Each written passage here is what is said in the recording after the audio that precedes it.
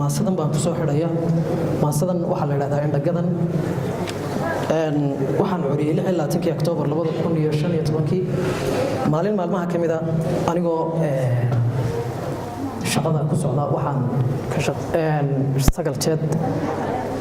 markaa waxaan ka yimi wadada ka timaada Hodan Qaylo anigoo laamiga dheere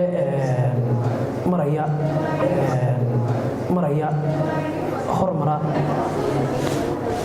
sagal jeed oo soo socda habsan baan ahaa waa galay dambe roob baa da'ay dhulku markaas roob baa ka qaaday oo galkii dambe da'ay isla markaana galbeed oo dhan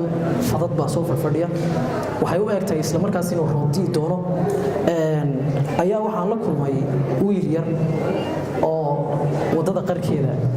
intii aan wadada soo socday baa waxaan arkay isagoo wadada ka soo talaabaya marka meel uu ka yimi maan garanaynin laakiin markii dambe waxaan aqoonsaday halkii uu ka yimi markuu soo socday uu soo talaabaya waan arkay anna waan soo talaaba dheeraynay wuxuu galay maqaaxiis halkaasii ku taala dabeeto wuxuu doonayay inuu miiska soo hamba shaaha oo laga kacay inuu cabaabu doonayay marka qofka shaah hambaysanaya waad garan kartaa deegaanada haysa inta ay leegtahay markii uu soo gudbay inankii meherada ka shaqeynayay bay ku kulmeen halkii miisaantu taalay markaasuu biyihii uu ka soo celiyay shaah ma garanayo waxay ahayd ayuu wax ku seediyay marka halacsi waan arkaa laakiin ma cadeyn karo marka dib uu cararay oo talaabay marka waxaan soo gaaray isagoo talaabay wuxuu seexday labada liid ee laamiga u dhaxeeya ayuu seexday labada liideer labada haad dhexdooda ku yaala oo kaabada yar ku taalo meeshaas runtii way iska darxumana way ahayd roob baa daay waad garan kartaa dhiiriga qof yar oo aan qaan gaarin weeyaan marxaladiisa dee waan qiimeyn karnaa cagihiisa markii aan soo dulmaray waxaan ku talagalkay wuxuu ahaa marka aan ka soo baxo shaqada inaan soo maro marka wixii aan kari karo laakiin ilaahay idamkiisa shaqadan ku dahay maan helin isagoo bartii jooga ma garan karo meel uu jigana marka cagihiisaan soo dulmaray kablaan buu in badan ku soconayay waa nin Somalilandera waa nin Britol siyaasiga soo sharaxay doona oran doona waxa tahay reerkayga waa ragga lagu faanayo waxa ka dhiman oo kaliya in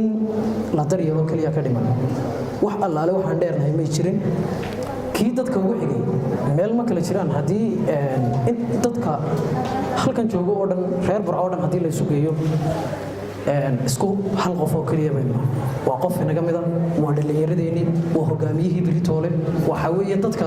aynu doonayno inay dunidan wax ka bedelaan waa dadka lagu dhaliilaya marka ay siyaasad hogaamiyaasha noqdaan waxay u nixi waayeen looma soo nixina saga badeen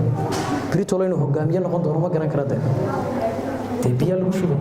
cid ka daatinaada xataa dadkii meesha fadhiyay ka daamay oran marka keligii waxaan u soo qaadanaya waxa dhacda in badan bay ka dhacdaa suuqyada iyo hoteelada inaynu dadkeena aan adduunka buuran haysanin ama aynu waan dib jiiftan dhahno danta jiifisay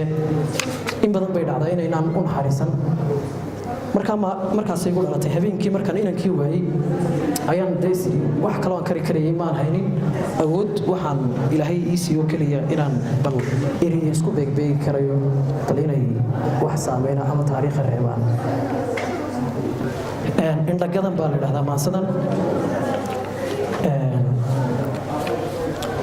talay garashoy aqoon kuclow socdow galgala kaliiliyay oo hincayl ku dhaya maskaxay habow waxa qofka slow gudo hagaabsana ii garow iga gonud waxo kashiga waan sheegaya wuxuu eebe kugu galaday adiguna aad gees martay ruuxaan ugu leeyahiyo midkaan ku dulgoohaya ma gelin godob iyo xumaan gareexana muu alkumin garaadkiisuna ma arag dadkini meel uu guracay intuu godol qaaday ciil gantada muu saafino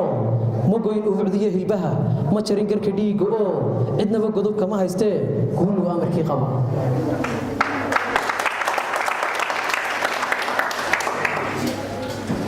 wuxuu ku gamaa cidlada ciiduu garabkiisa dhigay intuu gocal soo bido dadkii baa gees ka maray nasiibkii baa gabo waqtiga uga guurayo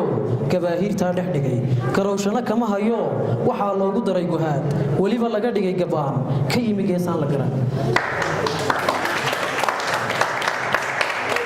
ka yimi geesaan la garan halkay haybtii gashee maxaa gurac loogu wadaa taliya xaajadayna guul talay garashooy aqoon kuclow socodow galgala galiiliyoy oohin ayl ku dhaya maskaxay habow guhaad qofka slow gudoon hagaabsane ii garow iga gunud waxuun gashiga waan sheegayaa wuxuu eebba kugu galladay adiguna aad gees marteen mogoyn xadhiggii alloo garaadkiisuba ma siin inuu cidun guul ka dayo duntiisuna geed xun iyo ma aha gurac gowlalee gob weeyaan aabbaloo wuxuu yahay guudka sare gankii aadan wada dhalee geyga loo soo alkumay markay jannadii gafeen hadduu guudkiisa saafan ku yaal garas iyo darxumo indhuhu ku gariirayaan jidhkiisina uu gadmo ka tegay garashadii saxdaba gabtuu ciidda saarayiyo cagaha guudkooda siman gadaankii xuubka iyo ka tegay hilibkii garaa weliba gudcur soo damoo habeen guuriyo socdaal gadaanka ku soo hayaan cidkuna googoos ku yahay intuu galabtii ku daayay talay garashooy aqoon kuclow socodow galgala galiiliyoy oohin ayri ku dhaya maskaxay habow guhaad qofka slow gudoon hagaabsane ii garow iga gunud waxuun gashiga waan sheegayaa wuxuu eebba kugu galladay adiguna aad gees marteen gaf baa kaa dhaca ayaan talaad gees uga baxdaa guhaad baad ruux baddaa kubbaad isu haysataa guunyaad ku ammaanan tahay waxaad isbiddaa waxgarad dadkana waad wada gadaa waxaad tahay ruux gardaran haddana garab haysto oo naftaba u yaqaan gasiin adduun lagu goosan karo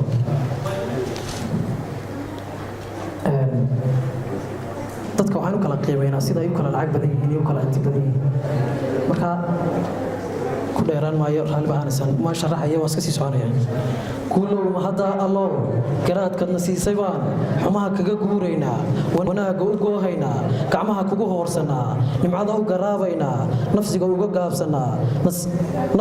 gaabsannaa nasiibka u guuldaynaa nagaanshaha nabadda gaar nusqaanta ka gaadhaynaa allow guushaadna siisay geyga noogu sii adkeen